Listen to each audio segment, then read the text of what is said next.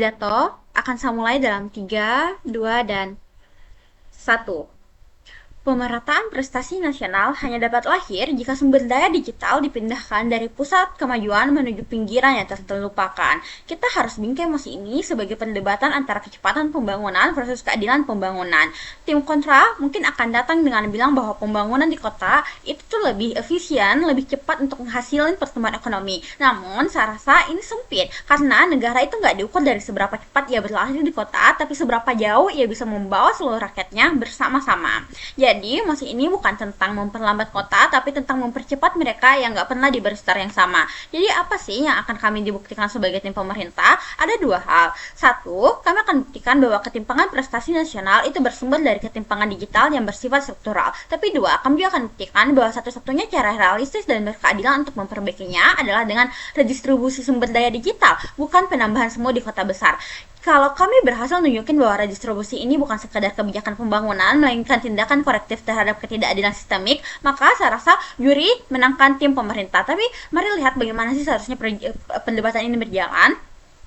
Saya rasa kita perlu melihat kenyataan bahwa ketimpangan digital di Indonesia bukan hanya tentang siapa yang punya sinyal dan siapa yang tidak, melainkan tentang siapa yang punya masa depan dan siapa yang nggak diberi kesempatan untuk memilikinya. Saya rasa selama 2 dekade terakhir, pembangunan infrastruktur digital di Indonesia itu berjalan secara bias geografis. Kota-kota besar seperti Jakarta misalnya, Bandung misalnya, Surabaya misalnya, itu jadi pusat investasi digital, mulai dari jaringan serat optik, data center, hingga ekosistem startup. Pemerintah beralasan bahwa investasi di kota besar itu lebih cepat untuk hasilin keuntungan ekonomi. Namun, saya rasa juri logika itu akan ciptain paradoks. Semakin banyak sumber daya digital yang ditumpuk di kota besar, semakin melebar jurang antara pusat dan pinggiran. Akibatnya apa? Masyarakat di daerah 3T tidak hanya tertinggal dalam akses teknologi, tapi juga tertinggal dalam kesempatan berprestasi dalam pendidikan, ekonomi, partisipasi sosial, dan lain sebagainya. Dengan kata lain, yang kita hadapi bukan sekedar keterbatasan infrastruktur digital, tapi struktur pembangunan yang melenggangkan ketimpangan prestasi nasional. Tapi dua, mari lihat aktor apa sih yang paling rentan, siapa yang paling rentan di sini. Saya rasa aktor paling rentan di sini adalah masyarakat dari daerah 3T itu sendiri, yakni mereka yang secara sistematis kehilangan peluang untuk berpartisipasi dalam dunia digital. Juri sadari bahwa kerentanan mereka bukan berasal dari ketidakmampuan, melainkan dari ketiadaan akses yang disebabkan oleh struktur kebijakan pusat. Mari lihat di NTT, banyak siswa masih menyalin materi belajar karena akses internet yang tidak stabil. Mari lihat di Kalimantan perbatasan, pelaku usaha kecil itu nggak bisa bergabung ke marketplace nasional karena jaringan data yang nggak dukung transaksi daring. Atau mari lihat saudara kita di Papua, tenaga kesehatan itu tuh nggak dapat mengakses sistem data pasien digital nasional karena apa? Karena keterbatasan sinyal. Artinya, kelompok-kelompok mereka, kelompok ini tuh bukan tertinggal karena malas, tapi dibiarkan tertinggal karena negara terlalu fokus menumbuhkan kemajuan yang sudah mapan. Maka, kebijakan kami bukan sekedar membantu yang lemah, tapi mengoreksi arah pembangunan yang keliru dari menumpuk ke memperluas, dari eksklusif menjadi inklusif. Tapi tiga, apa sih yang sebenarnya kami mau? Apa solusi kami? Solusi yang kami ajukan sederhana, yaitu mengalihkan sebagian besar anggaran infrastruktur digital dari kota besar ke daerah 3T. Gimana mekanismenya berjalan? Ada 3 hal. Satu, pemerintah pusat itu akan ngalihin prioritas pembangunan menara BTS, jaringan fiber dan pusat data sekunder ke wilayah 3T. Dua, operator telekomunikasi itu diwajibin menjalin public-private partnership untuk memanfaatkan jaringan tersebut sehingga tidak menunggu keuntungan komersial baru bergerak. Tapi tiga, pemerintah daerah itu akan diberi kewenangan untuk mengelola ekosistem digital lokal seperti pusat pelatihan UMKM digital, sekolah daring dan sebagainya dengan dukungan dari sistem nasional. Dampaknya itu akan jelas, akses internet itu akan menjadi lebih luas dan lebih rata. Tapi anak muda di 3T juga tidak lagi bergantung pada guru atau pasar lokal karena mereka bisa langsung terhubung ke pusat ilmu dan ekonomi nasional. Juga saya rasa infrastruktur digital itu akan jadi jembatan pemerataan prestasi, bukan sekedar fasilitas teknologi. Tapi gimana mekanisme implementasi? Oke, sebagai pemerintah, langkah yang akan kami ambil adalah satu, tahap pertama 1 sampai 3 tahun akan ada moratorium anggaran baru untuk proyek digital di kota besar yang sudah mencapai 90% cakupan jaringan. Terus dua, 3 sampai 5 tahun itu akan ada realokasi dana untuk membangun infrastruktur dasar digital di 3T seperti bendera BTS, jaringan serat optik, satelit daerah dan lain sebagainya. Terus tahap 3, 5 tahun ke atas akan ada pemberdayaan ekosistem digital lokal melalui pelatihan guru misalnya, pelatihan wirausaha, aparat daerah, agar infrastruktur itu jadi produktif. Tapi mari masuk ke 4 argumen utama kami. Satu, ketimpangan digital adalah sumber ketidakadilan struktural. Lihat Yuri, ketimpangan digital itu ciptakan dua jenis warga negara. Warga negara yang hidup dalam konektivitas dan mereka yang hidup dalam kehinaan informasi. Negara membiarkan kesenjangan ini, berarti membiarkan sebagian rakyatnya kehilangan kemampuan dasar untuk bersaing di dunia modern. Ini kejam pada akhirnya, bukan? Selama akses tidak merata, maka seluruh sistem meritokrasi nasional dari pendidikan hingga ekonomi menjadi palsu. Orang bukan kalah karena tidak cerdas, tapi karena tidak tersambung. Tapi dua, investasi di kota besar itu sudah mencapai titik jenuh produktivitas. Artinya, kota besar itu sudah memiliki infrastruktur digital yang memadai, namun produktivitas sosial dan ekonomi tidak meningkat sebanding. Tambahan jaringan di Jakarta tidak menambah inovator baru, bukan? Hanya mempercepat mereka yang sudah mapan. Sementara mari lihat saudara kita di 3T. Tambahan satu menara BTS dapat melahirkan ratusan pelaku usaha baru, membuka sekolah daring, mengubah ekosistem sosial mereka pada akhirnya. Artinya, setiap rupiah anggaran di daerah 3T itu hasilkan efek pertumbuhan yang lebih besar dan lebih merata daripada kita nerapin ini di kota besar. Tapi tiga, negara itu memiliki tanggung jawab moral untuk menyeimbangkan kesempatan, bukan sekedar menumbuhkan ekonomi. Gini, esensi negara bukan mengejar efisiensi, tapi memastikan keadilan. Negara gagal ketika kemajuan ekonomi hanya berputar di lingkaran kecil penduduk kota besar. Dengan mengalihkan anggaran digital ke 3T, negara menunaikan mandat konstitusional untuk mencerdaskan kehidupan seluruh bangsa, bukan hanya segelintir warganya di kota besar itu. Artinya, pemerataan digital adalah syarat minimal agar pemerataan prestasi bukan sekedar mimpi di atas kertas. Tapi 4, infrastruktur digital di 3T ciptain kemandirian lokal dan memperkuat daya tahan nasional. Akses digital itu mengubah masyarakat 3T dari penerima kebijakan menjadi penggerak ekonomi lokal. Dengan konektivitas, mereka bisa menjual hasil bumi langsung, belajar secara mandiri, bahkan membangun inovasi berbasis budaya lokal. Ketika daerah 3T mandiri secara digital, beban ketergantungan terhadap pusat itu akan menurun dan integrasi nasional itu akan semakin kuat. Inilah bentuk pembangunan yang berkelanjutan, yaitu memperkuat pinggiran agar pusat tidak perlu terus menopang.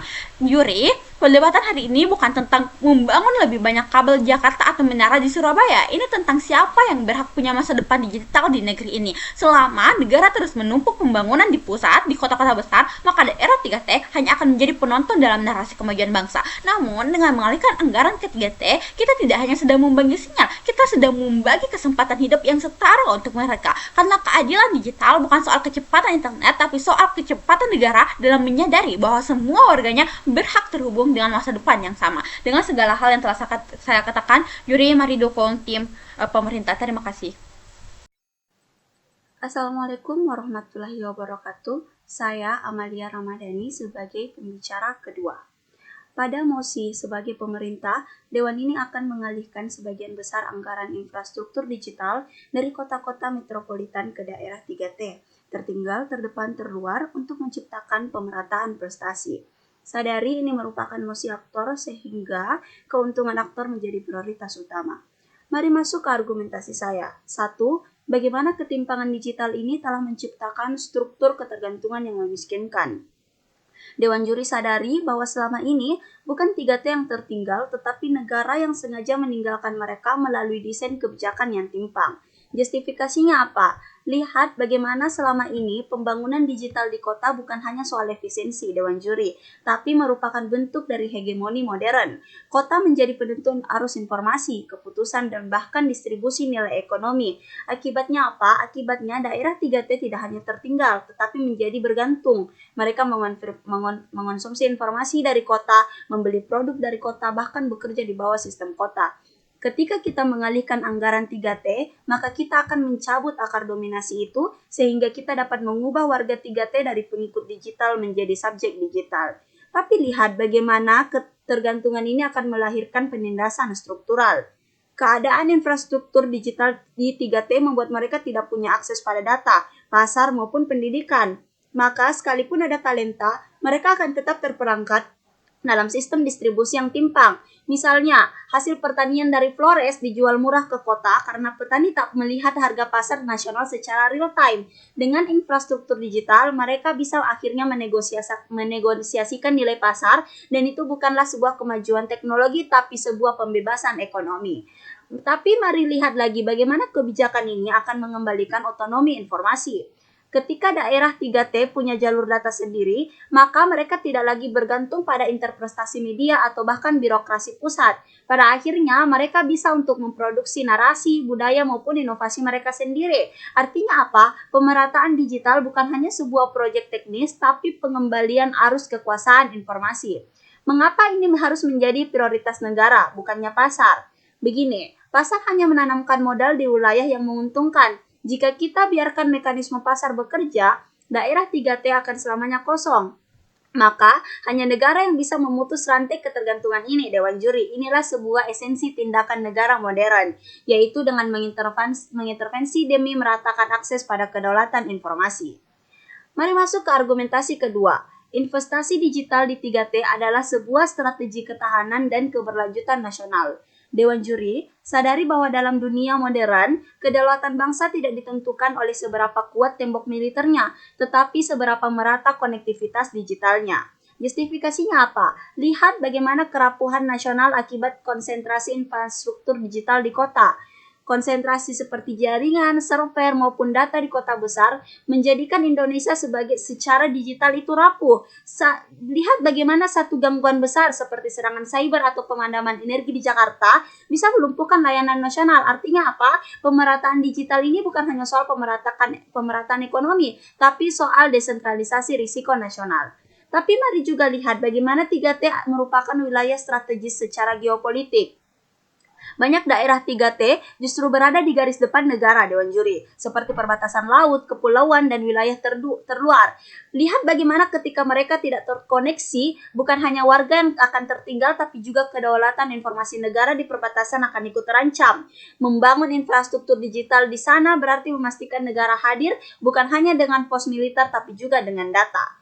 Lalu, lihat bagaimana kita dapat mengubah 3T menjadi sebuah buffer zone ekonomi digital. Dengan konektivitas, 3T bisa menjadi pusat aktivitas digital baru, mulai dari pusat data energi terbarukan, logistik berbasis satelit, hingga produksi konten daerah.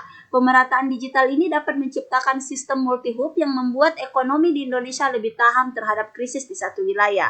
Tapi, mengapa ini menjadi lebih efisien daripada terus membangun di kota, Dewan Juri? Setiap tambahan investasi di kota hanya menciptakan kemewahan yang berlebih, bandwidth yang tidak dibutuhkan, atau bahkan koneksi yang sudah stabil. Namun, satu investasi di 3T menciptakan infrastruktur ekonomi baru yang sebelumnya tidak eksis. Maka, ketika terjadi pengalihan, ini bukannya mengurangi efisiensi, tapi meningkatkan daya tahan sistem nasional. Tapi, mari masuk ke clash yang akan terjadi. Tim kontra mungkin akan datang dengan membawa logika utilitarianisme sempit bahwa investasi harus diberikan pada yang lebih produktif. Kami flip logika itu dengan produktivitas kota justru bergantung pada suplai daerah. Ketika logistik bahan baku dan sumber energi dari 3T tidak memiliki dukungan digital, maka produktivitas kota juga akan runtuh. Jadi, pembangunan di 3T bukan hanya kompetisi dengan kota, tapi penguatan rantai ekonomi nasional. Jika pemerintah terus menumpuk digitalisasi di kota, maka kita hanya mempercepat pusat pertumbuhan yang rapuh.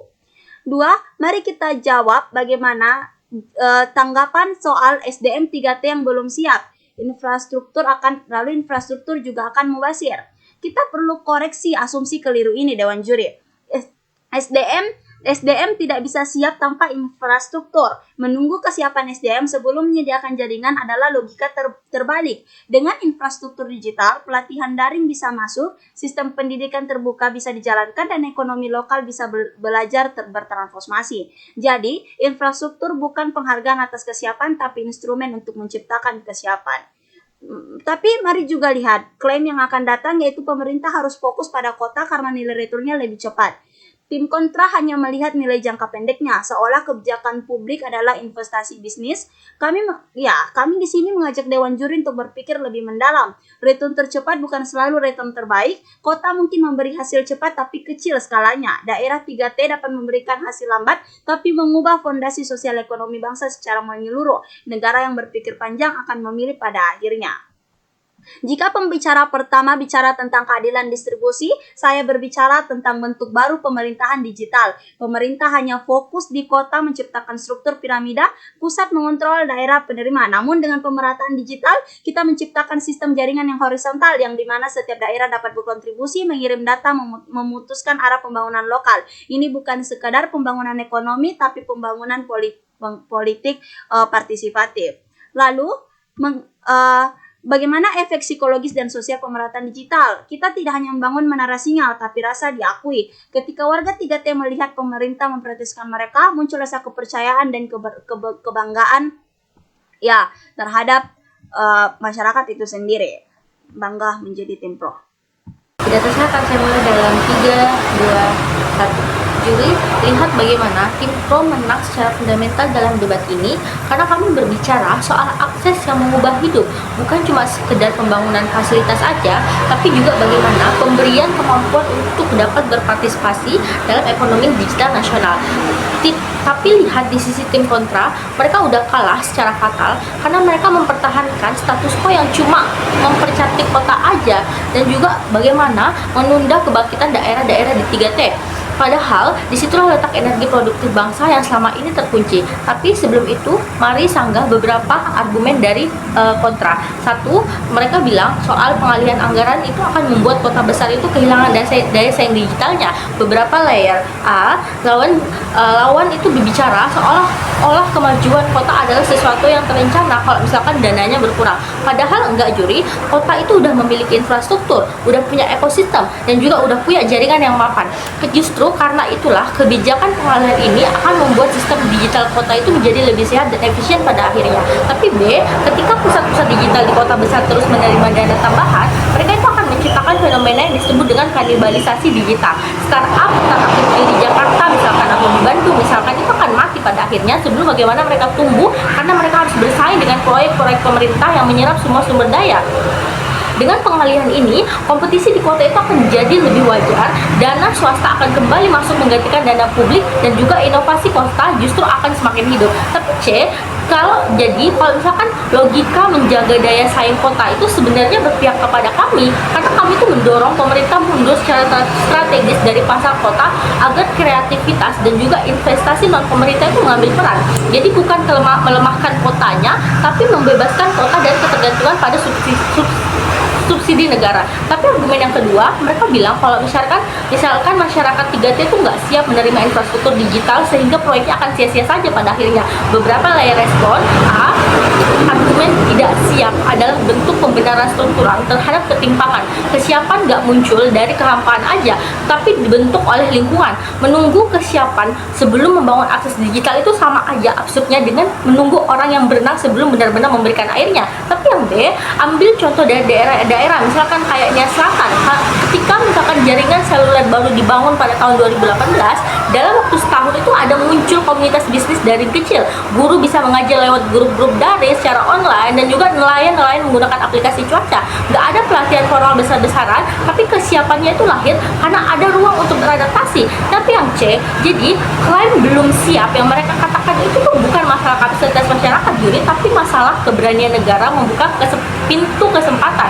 Kalau misalkan kita menolak membangun karena takut ketidaksiapan, sama aja kita tuh menegaskan bahwa negara tuh cuma mau berinvestasi pada mereka yang udah jadi aja, bukan mereka yang mau bagaimana mereka mau untuk tumbuh. Tapi yang ketiga, mereka bilang kalau misalkan anggarannya itu akan bocor pada akhirnya karena birokrasi di daerah 3T itu lemah.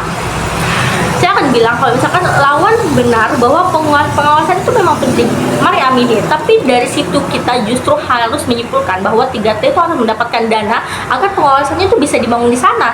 Nggak akan pernah ada tata kelola yang kuat tanpa aktivitas ekonomi digital yang hidup dan diawasi. Contohnya aja, misalkan ketika pemerintah menggelontorkan dana digitalisasi di desa di Lembata pada tahun 2021, tingkat kebocoran justru karena masyarakat ikut mengawasi lewat portal terbukanya. Mereka tahu kemana kabel dipasang dan juga siapa yang akan mengelola. Transparansi muncul bukan karena pengawasan dari pusatnya, tapi karena ada aktivitas lokal yang nyata. Dengan kata lain, artinya kami justru memperbaiki akuntabilitas birokrasinya dengan menghadirkan proyek yang punya mata publik di sana. Selama 3T nggak punya kegiatan besar, nggak ada alasan bagi warga itu untuk peduli ataupun bagaimana menuntut transparansi. Jadi argumen kontra tentang resiko korupsi itu malah akan mendukung kebijakan kami pada akhirnya. Tapi mari perkuat argumen dari P1 dan P2 saya. Satu, tentang digitalisasi 3T sebagai strategi pertahanan nasional. Juri sadari kalau misalkan daerah 3T itu bukan sekedar pinggiran, tapi benteng ke depan. Justifikasinya ketiadaan jaringan itu akan membuat informasi perbatasan itu jadi lebih lambat, membuka celah bagi penyelundupan dan juga desinformasi.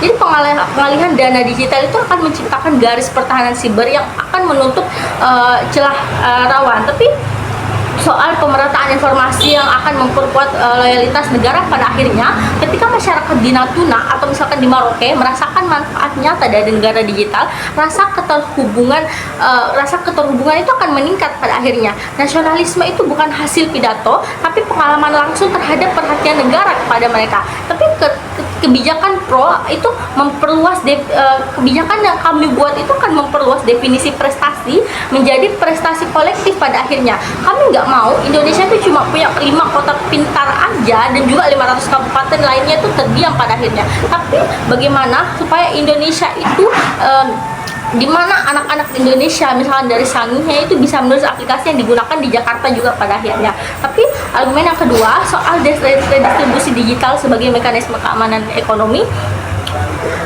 Kota udah capek titik jenuh digital.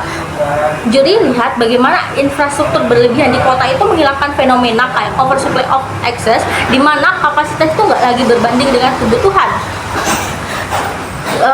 Potensi ekonomi di 3T itu adalah modal tidur.